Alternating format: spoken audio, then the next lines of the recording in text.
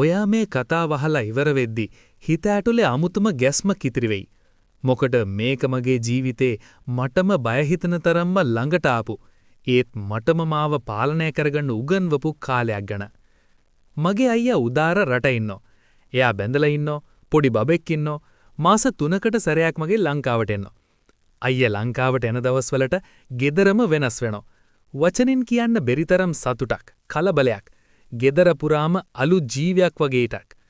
අයියා එන දවසට අම්මලා කෑම හදනෝ, බබාට අලුත් ඇඳුම්, නෑනාට වෙනමම හිනාවක්. මට තේ අතරේ අමුතුම හිතකම්පනයක්. මම මේක කියන්නේ අසභ්‍ය විදිහට නෙමෙයි. හැබැයි මිනිස් සිතේ තියෙන දේවල් ඇත්තටම කියන්න ඕන. මගේ නෑනා ශෂි. එයා කියන්නේ හරිම ලස්සන කෙනෙක්. ලස්සන කියන්නේ නිකන් මූණ ලස්සන එකක් නෙමෙයි. එයාට තියෙන කොන්ෆිඩන්ස් එක, කතා කරන විදිහ, ඇවිදිද්දි තියෙන එනර්ජි එක, මිනිස්සු අතරේ ඉද්දිම එයාට තියෙන අමුතුම මම මෙතන ඉන්නවා කියන ප්‍රෙසන්ස් එක, ඒ හැමදේම එකට එකතු වුණාම හිතට අමුතුම බලපෑමක් එනවා. ඒ වගේම එයා මගේ වයසේ කොල්ලෙක්ට හිත නවත්ත ගන්න අමාරු වෙන තරම්ම ආකර්ශනීය. ඒත් ඒක ගැන කතා කරන්නවත් ලැජ්ජයි. මට වයස අවුරුදු 20යි. මම කොළඹ ඉන්න ඩිසයිනර් කෙනෙක්. ජිම් යනවා, වැඩ කරනවා, හීන හදනවා. හැබැයි ඒ හැමදේම අතරේ මගේ හිතේ තිබුණ අඩුපාඩුවක් තිබුණා. මම තනියෙන් හරි ඉක්මනටම මෝහයට වැටෙන කෙනෙක්. ඒක මටම තේරුණේ පස්සේ. ඔන්න අයියා රට ඉඳන් එන දවසක එයා ගන්න එයාපෝට් ගියේ මමයි ශෂි අක්කයි පොඩි බබයි. කාර් එක ඇතුලේ සද්ද රැතිව යන ගම බබා hina වෙනවා, ශෂි අක්කා ඒක බල්ලා hina වෙනවා. ඒ hinaවට මගේ හිත තප්පරයකින්ම අල්ල ගන්නවා. මටම නොදෙනී මගේ ඇස් දෙතුන් සැරයක් එයා දිහා යනවා. ඒ බැල්ම නරක හිතකින් නෙමෙයි.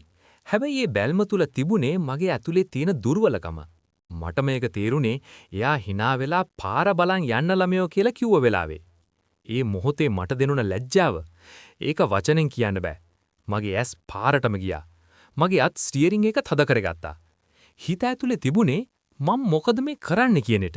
ඒත් ඒ වචන ටික හරිම ලස්සනට, හරිම ආදරෙන්, හරිම හිනාවෙන් කියපු නිසා මගේ හිත තවත් අවුල් වුණා. ඔන්න කොහොම හරි අයියාව අරගෙන ගෙදර ආවා. අයියා ගෙදරට ඇතුළුන ගමන්ම ගෙදරම වෙනස් වුණා.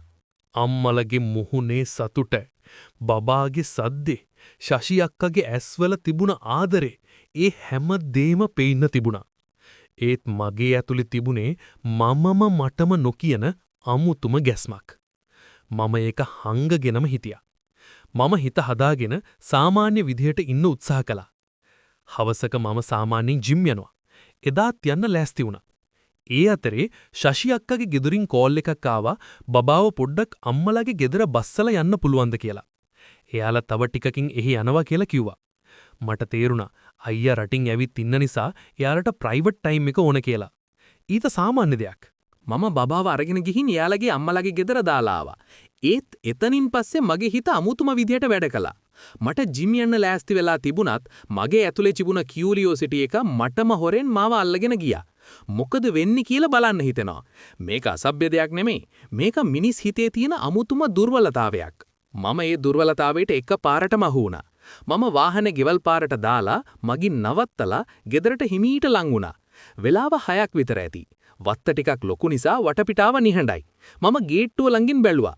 කවුරුත් පේන්න නැහැ. ඒ නිශ්ශබ්දතාව මගේ හිත තවත් වැඩි කරා. මම දොර ළඟට ලං වෙලා කන තියලා අහන්න හදද්දිම ඇතුලෙන් අහුනේ හිනාව, කතාබහ සහ පවුලක දෙන්නෙක් අතරේ තියෙන පෞද්ගලික ලොකු සතුටක් වගේම දෙයක්. ඒ මොහොතේ මට එකපාරටම දැනුනේ මම වැරදි තැනක ඉන්නවා කියලා. ඒ නිසාම මම ඉක්මනට එතනින් මාරු වුණා. ඒත් මගේ හිත ඒක නවත්තන්න බෑ. මම වාහනේට නැගලා ටික දුරක් යද්දිම මට ලැජ්ජාවෙන්ම ඇස් තෙත් වුණා. මම මේ කරපු දේ හරිද කියලා මටම ප්‍රශ්නයක් ආවා. මම අයියට ආදරෙයි, ශෂි අක්කා කියන්නේ මගේ පවුලේ කෙනෙක්.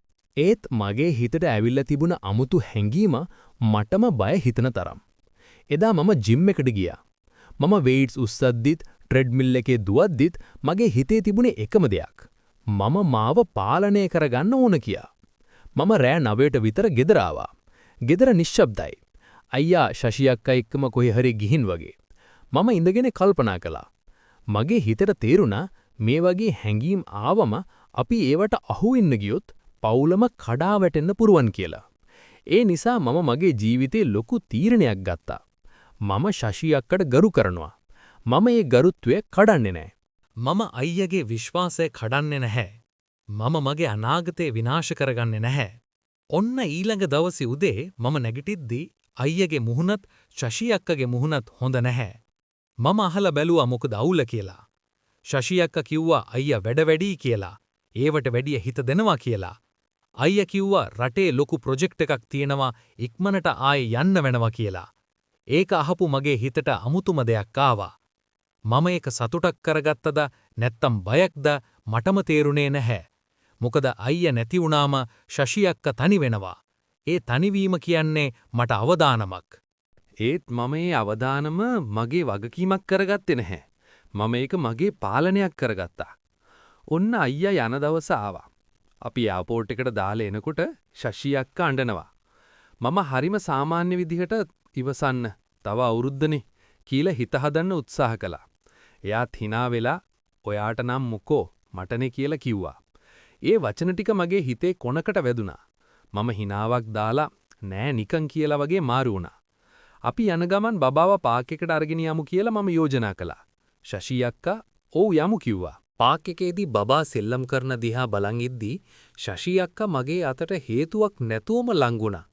ඒ ළඟවීම අමුතුයි. යා මගේ උරහිසට හිස තියාගත්ත වෙලාවේ මට දැනුනේ මගේ හිතට එන උණුසුම මම තද කරලා අල්ලගෙන ඉන්න ඕනි කියලා. මම ඒක නවත්තගත්තේ බය නිසා නෙමෙයි, ගරුත්වය නිසා. එදා ඉදන් සතියක් දෙකක් යද්දී ශෂි අක්කා තව දුර්වල වෙන්න ගත්තා. අයියාගේ කතා අඩු වුණා. එයාට වැඩ වැඩි වුණා. ශෂි අක්කගේ හිත බිඳෙන්න ගත්තා. එක දවසක් වැස්ස දවසක මම නාගෙනම ගෙදර ආවා. ශෂි අක්කා ටවල් එකක් අරගෙන දුවගෙන ආවා. උළුව පිහිදා ගන්න කියලා දුන්නා. ඒ වචන ටික හරිම සාමාන්‍යයි. ඒත් ඒ කියා එක. ඒ උණුසුම. ඒ මොහොතේ මගේ හිතට දැනුනේ මටම අමුතුම පාවිච්චියක් වගේ. මම ඉක්මනට වොෂ් එකක් දාගෙන එන්න ගියා. එතනදි මම මටම කතා කළා. මලීෂා, උඹ මේකේ වැරදි තැනට ගියොත් උඹට ආපහු එන්න බෑ කියලා. මම පහළට ආවම ශෂි අක්කා කුස්සියේ කෝපි හදනවා. බැස්සෙන් ගෙදර සීතලයි. ඒ සීතලට අමතරව මගේ හිතේ තිබුණ උණුසුම මටම බය හිතන තරම්. ශෂි අක්කා එකපාරටම ඇඬුවා. මම ඇහුවා මොකද කියලා. එයා කිව්වා අයියට තෙහෙත් වෙන කෙනෙක් ඉන්නවා වගේ කියලා. ඒ වචන ටික මගේ හිත කඩලා වැටුණා. මම එයාට නරක ඇඩ්වයිස් එකක් දුන්නේ නෑ. මම කිව්වා හරියට දේවල් හොයලා බලමු, තීරණ ඉක්මනට ගන්න එපා කියලා. එයා තවත් ඇඬුවා. මම එයාව සැනසීමට මගේ පපුවට තුරුල් කරගත්තා. ඒ මොහොතේ මට දැනුනේ මගේ හිතේ පාලනීය සීමාවටම ගියා කියලා. ඒත් මම මගේ හිත නවත්තගත්තේ එයා දුර්වල වෙලා ඉන්න නිසා. මම එයාට අසාධාරණයක් කරන්නේ නැහැ. මම එයාට තවත් තුවාලයක් දෙන්නේ නැහැ. ඒ මොහොතේම මම තීරණයක් ගත්තා. මම මේ ගෙදර ඉන්න එකම හේතුව ආරක්ෂාව, සීමාව සහ ගරුත්වය කියලා. ඒ දවසෙන් පස්සේ මම ශෂි අක්කාට ළඟ වුණේ නැත්තේ දුරස් වෙන්න නෙමෙයි, පවුල රැකගන්න. මම එයාට උදව් කළා. බබාව බලලා දුන්නා, වැඩවලට උදව් කළා. අයියට කතා කරලා දේවල් ක්ලියර් කරගන්න කියලා එන්කරේජ් කළා. මම මගේ හිතේ එන හැඟීම් වලට වඩා මගේ ජීවිතයේ වටිනාම දේ තෝරගත්තා. ඒ තමයි ගරුත්වය. සමහරු හිතයි මේ වගේ තැනක අපිට මොනවද වෙන්නේ කියලා බලන්න හිතෙන එක සාමාන්‍ය නෙමෙයි කියලා. නෑ, ඒක සාමාන්‍යයි. හැබැයි ඒ සාමාන්‍ය හැඟීම අසාමාන්‍ය විනාශයක් කරන්න ඉඩ දෙන්න එපා. මම එදා ඉගෙන ගත්තේ මෙච්චරයි. ලස්සන, ළඟවීම, තනිකම සහ දුර්වල මොහොතක් එකට එකතු වුණාම මිනිස් හිතේ වැරදි තීරණයක් ගන්න හරි ලේසි. ඒ තීරණය ගන්න හැඟීම නෙමෙයි, ගරුත්වය. හැඟීම් එන එක වැරදි නෑ. හැබැයි හැඟීම් පාලනය කරගන්න පුළුවන් කෙනා තමයි ඇත්තටම ශක්තිමත්. මම අද මේ කතාව කියන්නේ ඒ නිසා. ඔයාටත් කවදා හරි ඔයාගේ හිත අල්ලගෙන යන තැනකට අහු වුණොත් මොහොතක් නවතිලා හිතන්න. ඔයා ඒ තත්පරේ තෝරගන්න දෙය ඔයාගේ අවුරුදු ගණන් ගරුත්වය වටිනාද කියලා. ඔයා මේ වගේ ජීවිත පාඩම් තියෙන කතා අහන්න කැමති නම් කොමෙන්ට් එකක් දාන්න. මම ඒක කියවලා තව කතා ගෙනෙන්නම්. ඒ වගේම සබ්ස්ක්‍රයිබ් කරලා සපෝට් එකක් දුන්නොත් මට ගොඩක් වටිනවා. මොකද මේ වගේ කතා කියන්නේ විනෝදයට විතරක් නෙමෙයි. අපිටම අපිව බේරගන්න උගන්වන පාඩම් එක්ක.